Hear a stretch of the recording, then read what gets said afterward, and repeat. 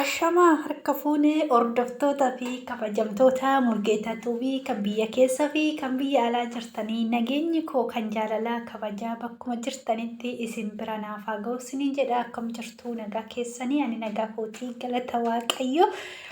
Oduun gara viidiyoo kiyyaatti hin darbin dura jechuudha. Warri mana kana faarawaa taata saskiraab laayik gochuu hin dagatinaa isiniin jedha laayikiin keessan jajjabeenya keenya ta'a waan ta'eef isiniin jedha laayik godhaa'i. Akkasuma sheerillee gochuu hin dagatina saskiraabii godhaa isiniin jedha uummata qashtii uummata jaalala innaa har'a Mulugeta maal qabattee dhufte hoo jetta dhugaa rabbi jechuudha waan baay'ee dasna jedhee fi waan baay'eetti gammade tokko jechuudha innis maal jechuun keessaniin oolu akkuma agartan iskiriinii gubbaarratti jechuudha bahar fi fatiyaa balloo akkasuma hiriyoota. Bahar jechuudha dhugaa baga gammaddanii bahar ba'ee jira.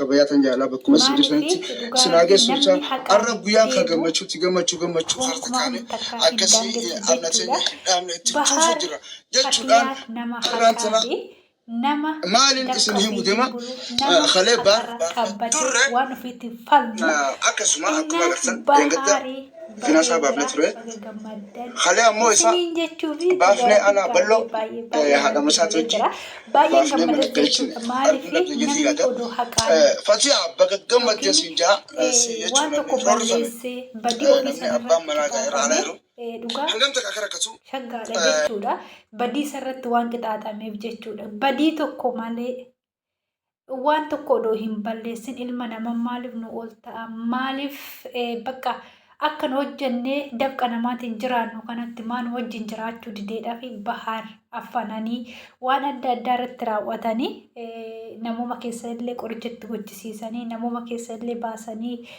waan namni isa duuba jiruuf yookiin immoo hiriyaa gaarii haadha mana jabdu waan qabuuf fayyifattee hiriyaan isaatis bal'oon jechuudha nama jabaan nama akkaan bahar bira dhaabatu jechuudha bal'oonis dadhabe odoo hin jedhun jechuudha bahar cinaa dhaabbatee fatiyaa cinaa dhaabbatee isa jajjabeessee isis jajjabeessee jechuudha ammas bahar mana hidhaa keessaa bahee gara mana isaatitti maatii isaa keessatti deebi'ee jira dhugaa warri garuu waan hin taane raawwattanii kallattii adda addaatiin miidhaa namarraan geessaa jirtanii dhugaa rabbii duuba keessanii waan ta'uudhaaf deemu waan akkasinirra ga'uuf deemu odoo duuba keessan laallattanii isinii wayyaa maaliif har'a isinitti fakkaate har'a immoo bahar qabdanii borusna akkasuma nama biraa qabdanii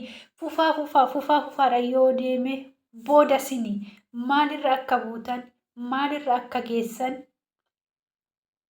odoo duuba keessan laallachaa deemtan yaa warra bahar hiitanii maal nu godhaa asii gadi hin baasnu baharii sheeyni keenya akkas nu godhee akkas nuun jedhee karaa sheeyni nuun jedherra deemna jettanii dibbee qataaqattan yaa najjaash yaa abdiqaarii moo abduqaayii jedhaniisanii dhugaa rabbi isinii dhumattee jirti amma jechuudha kan duraan bahee keessa kaattanii maal nu godha baharii harka keenya galee makiina sanuu akka tasaatitti narraa fudhatanii makiina sunuu keenya ta'uuf deema silaayee jettanii odoo lafa dhiittanii jechuudha gootummaa ofiitiin bal'oo fi akkasuma mucaan isin wajjin guyyaa san bahar qabe sun isin jara galagalee fatiyaadhaaf miskiina rabbiitiif jechuudha garaa laafee bahar markaa baasee jira sinii dhumattee jirti dhugaa rabbii jechuudha maaliif namni haqaan deemu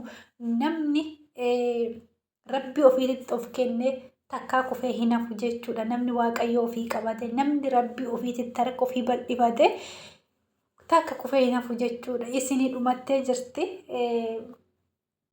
garuu boodaaf jechuudha maal akka ta'uuf deemtan maal akka eessa akkasi seentanii dhugaa rabbii baay'ee ulfaata jechuudha namni haala hin taaneen waan hin taane irratti waan hin fakkaanne irratti fakkeessitanii bahar namummaa baastanii daa'ima isaatillee akka inni jireenya isaa hin geggeeffanne waan adda addaa irratti raawwattanii bahari kallattii adda addaatiin miitanii dhugaa isiniif hin milkaa'u jechuudha.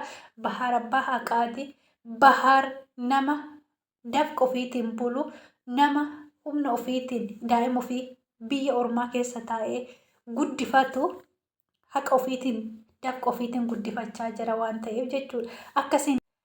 Akkasiin dafqa dhiiga ilma namaatiin hin taphatu inni.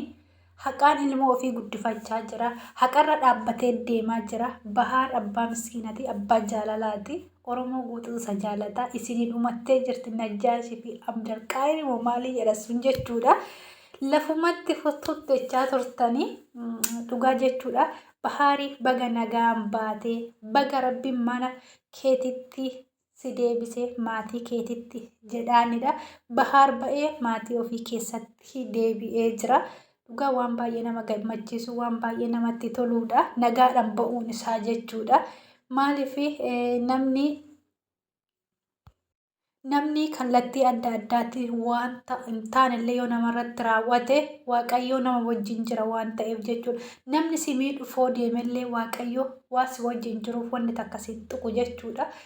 Eenyuutu rabbitti yoo hirkate Waaqayyoo waan hunda jalaa nama baasa. Bahar akka isaan aadatanii miidiyaa kanarratti dhugaa baasanii jiranii haadha manaa jabduu fi hiriyoota jabaa of duubaa waan qabuuf jechuudha. Dhugaa Waaqayyo ormi isaanii haa dheeressu hiriyoota isaatii fi haadha manaa isaa qaaliif gaarii namaa jechuudha. Warri Yamanii keessa jirsanii dhugaa rabbii hoo akkatti wal bira dhaabbattanii nama rakkate bira dhaabbattanii wal gargaartanii rakkataa bira yoo dhaabbattanii akka Baharii kanatti rakkataa hundaa yoo bira dhaabbattanii baastanii baay'ee namatti tola. Dhugaa rabbii hiriyaa akkana akka bal'oo kana jechuudha rabbi isiniif haa kennu. Dhugaa rabbii nama dhifanne nama baqa hiriyaa kooti jedhee nama dhifatee nama biraan deemne bal'ooni nama haqaaf dhaabbatu. Dhugaa rabbii baay'ee namatti tola, baay'ee waan nama gammachiisudha jechuudha.